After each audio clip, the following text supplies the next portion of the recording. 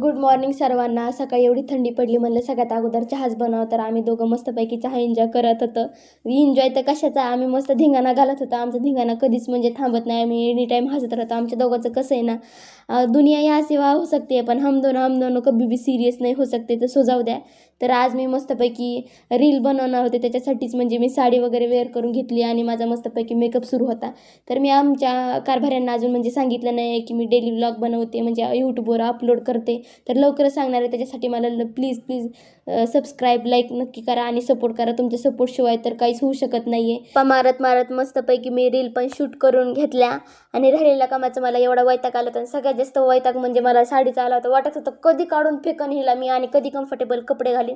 तर मस्तपैकी कम्फर्टेबल कपडे घातले आणि राहिलेल्या कामाला बघून तर मला वाटत होतं आता मी चक्कर येऊन पडते की काय. झोप पण आली होती, पण कोण करणार, भूक लागली म्हणून ॲपल खात होते. तर असं होता आजचा दिवस. तर भेटूया नेक्स्ट व्लॉगमध्ये. धन्यवाद.